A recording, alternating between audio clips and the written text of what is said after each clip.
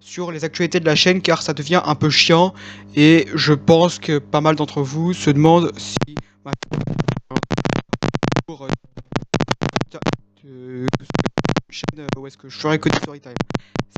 Rassurez-vous. Euh,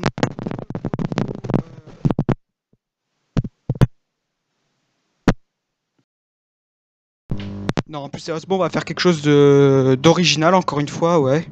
Euh, Ça, et ce sera quelque chose de très personnel et que certains d'entre vous, voire tout le monde ne pourra pas comprendre, car ça sera surtout basé sur du rétro gaming. Vous allez voir peu après.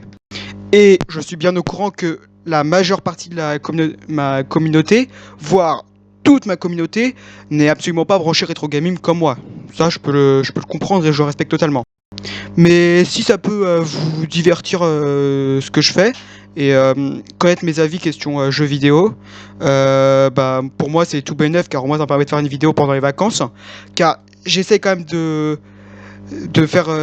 d'essayer de faire un rythme régulier de vidéo, bien que ce soit pas facile vu le matos que j'ai à ma disposition. J'ai ni caméra ni micro professionnel, juste ce PC, mon PC de bureau pour faire le montage et mes consoles pour vous faire des gameplays. Mais vu que j'ai pas de caméra et ni de trépied, ça ça arrivera pas tout de suite. Mais gardez espoir, je compte m'acheter du matériel prochainement. On va pas tourner autour du pot, on va commencer directement sur le sujet de la vidéo, qui sont mes 5 consoles préférées, pour des raisons diverses et variées. On va, comment... on va commencer par celle qui est tout en haut, car au moins on met le paquet directement. C'est la Dreamcast. J'ai la flemme de vous faire son histoire en général car putain de, elle est, elle est putain de bordélique. Mais dites-vous que c'est la dernière console de chez Sega. Je sais pas si, voilà, comme vous pouvez le constater, j'essaie de faire des cadrages comme pas possible avec ma webcam. Alors c'est clairement une console qui, vers 98,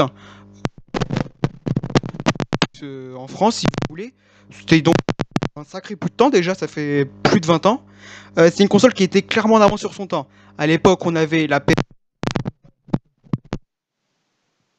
Il y avait également la Nintendo 64 avec sa manette chelou que si je montre à mes que si je montre à des enfants de mon âge, enfin des enfants, je veux dire des adolescents de mon âge, ils vont pas comprendre le délire. Je respecte aussi. Hein. Et cette console proposait ni plus ni moins une enfin des graphismes similaires à ceux de la PS2. Dit comme ça peut faire rire, mais bon, en 98, je vous rappelais que la 3D, ça impressionnait encore. Aujourd'hui, plus vraiment. Mais la 3D proche de celle de la PS2 avec des sons, avec des beaux sons, tout ça. C'était. Je sais que ça peut faire rire aujourd'hui en 2020, mais en 1998, les graphismes des jeux Dreamcast étaient juste époustouflants. Si vous voulez voir à quoi ressemblent des jeux Dreamcast en 3D, vous tapez le nom d'un jeu Dreamcast que je vous donnerai après, et vous verrez ce que ça donne. Aujourd'hui on va dire c'est plutôt moche, c'est même très moche pour 2020. Mais je vous rappelle qu'on est en 98 et la console la plus on va dire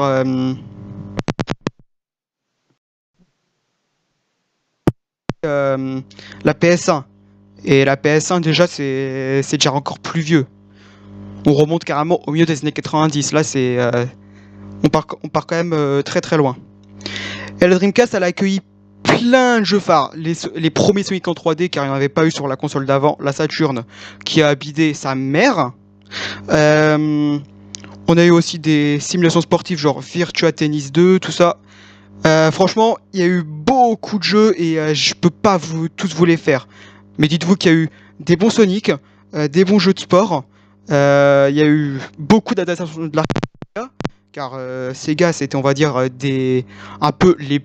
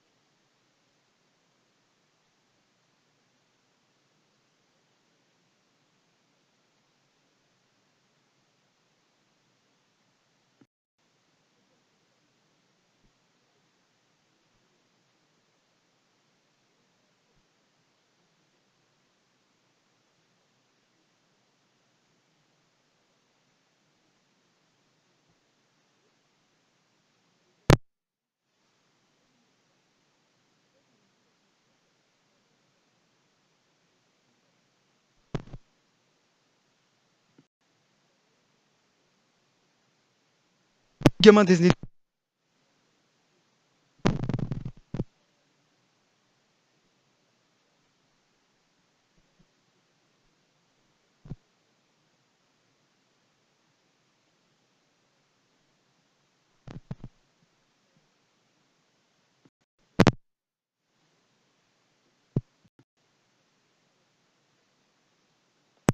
Cherchez pas la logique, c'est la seule qui me reste, on va dire, qui est en état de fonctionnement. Et encore, pour vous dire le nombre que j'ai pas, le nombre d'heures que j'ai passé dessus. Et bon, j'étais petit, je cassais tout à l'époque. Hein. Alors clairement, ici vous avez un capteur infrarouge et vous avez tous les boutons. Il y a un système de, je dirais, d'accéléromètre qui permet d'effectuer des mouvements quand vous bougez la console. On s'en souvient de ça, surtout avec Wii Sport. Et le capteur infrarouge permettait de mettre un pointeur sur la télé avec un capteur que tu branches directement sur la Wii. Tout ça, ça peut paraître bien compliqué, mais en fait, pas vraiment, et c'est très simple d'utilisation, très convivial surtout. C'était vraiment la console familiale par excellence. Tout le monde pouvait y jouer, que ce soit les grands, les vieux, les petits peu, comme moi. Bref, encore une fois, une console qui restera dans mes annales, plus pour le nombre d'heures astronomiques que j'ai passé dessus, que pour les bons jeux qu'il y avait dessus. Et pourtant, il y en avait. Il y avait par exemple les Zelda Twilight Princess, Zelda Skyward Sword, les Mario, Super Smash Bros. Brawl, bien que lui, il est un petit peu... il soit pas si bien noté que ça, mais il reste très très bon. J'y joue quotidiennement, on va dire. Et c'est vraiment une infime partie des bons jeux de la Wii. Encore une fois, il y en a énormément. Je pourrais limite vous en faire une vidéo entière, tous les meilleurs jeux de la Wii. Il y en a tellement, c'est impossible de tous les citer. De toute façon, quand il s'agit de citer les meilleurs jeux d'une console, à moins que je connaisse bien la console ou alors que j'ai vu un documentaire juste avant, ce qui n'est pas le cas, je peux pas vous faire les meilleurs jeux d'une console en moins de 5 minutes, c'est impossible. Il faudrait vraiment que je cherche dans ma mémoire tout ça. Et c'est pas évident. Quatrième console, et non des moindres. Celle-là, on va dire, elle a pris la quatrième classe que il y a un petit moment. Je vais vous la montrer. Elle est hyper lourde. Vous l'avez pas reconnue. C'est la Xbox 360. Alors, elle est très lourde et surtout elle est très fragile. On va la poser. Alors, deuxième console de chez Microsoft après la Xbox première du nom. Décidément, ça rajeunit pas, hein, tout ça. Bien que vous l'ayez sûrement jamais connu, comme moi. C'est la console 7ème génération de chez Microsoft qui propose des super graphismes, des super jeux comme les Gears of War, les Call of, les Prince of Persia, les Skyrim, les Oblivion, les Halo surtout. Il y en a vraiment énormément des exclusivités Microsoft sur la Xbox et de la super qualité.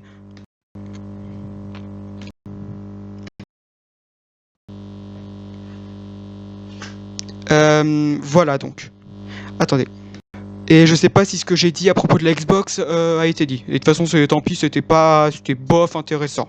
La manette, tiens, je vais vous la montrer, je reviens juste après. Voici l'air.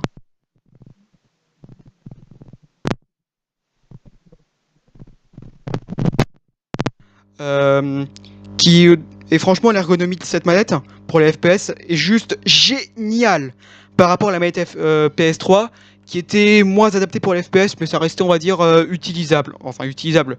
C'était bien pour les FPS. Mais la manette de la Xbox a tout défoncé. Franchement, on va dire que la manette, elle a été pensée pour les FPS, surtout pour Halo, pour la manette de la première Xbox, qui est plutôt semblable.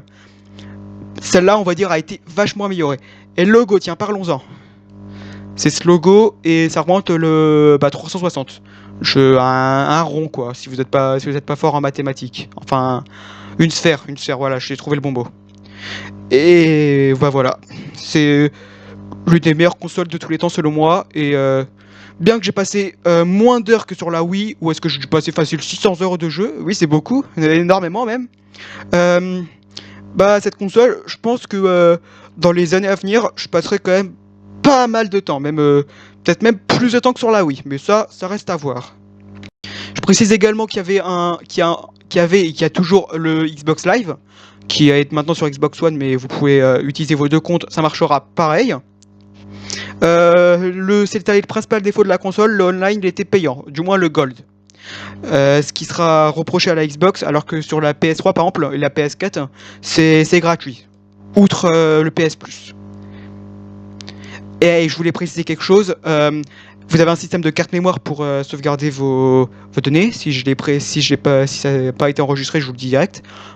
C'est des cartes mémoire qui étaient indispensables pour sauvegarder les données, car quand vous achetez la console, si vous n'avez pas de carte mémoire, vous pouvez juste pas sauvegarder vos jeux. Et bah ouais, les cartes mémoire étaient indispensables à l'époque.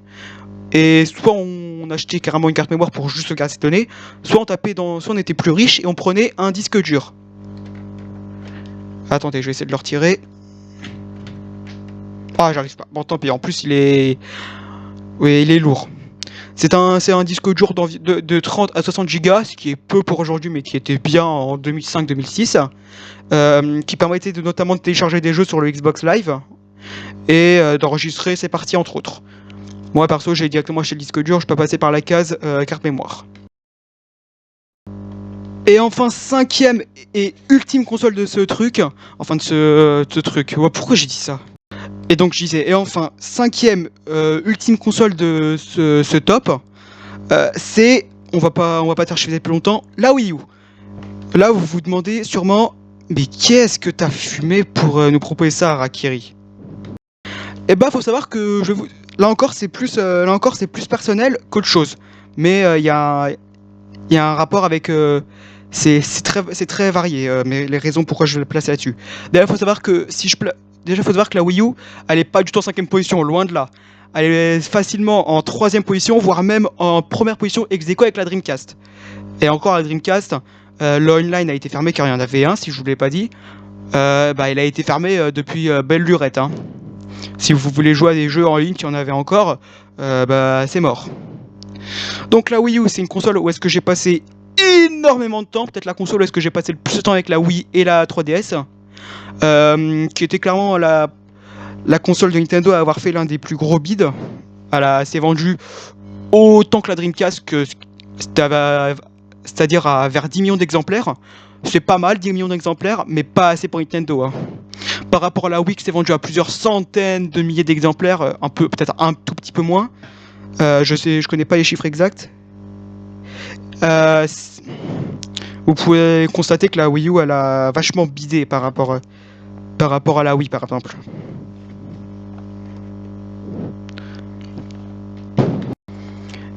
Et donc voilà, vous pouvez le constater, elle est pas mal esquintée. Je sais pas si on verra bien. Alors dans le reflet du PC, si vous voyez des rayures, c'est toutes les traces de rayures qu'il y a sur la Wii U, pour vous dire tellement comment je l'ai utilisé. Clairement, j'ai plein de jeux Wii U derrière moi. J'ai surtout poncé Minecraft avec des potes qui se reconnaîtront, comme moi Terminator 73, Cococaine TV. Oula. En plus, il va changer de chaîne, hein, allez vous abonner à lui, ça lui fera de la pub et c'est cool. Il y en a plein d'autres dont je connais pas les chaînes YouTube, soit que je me souviens plus.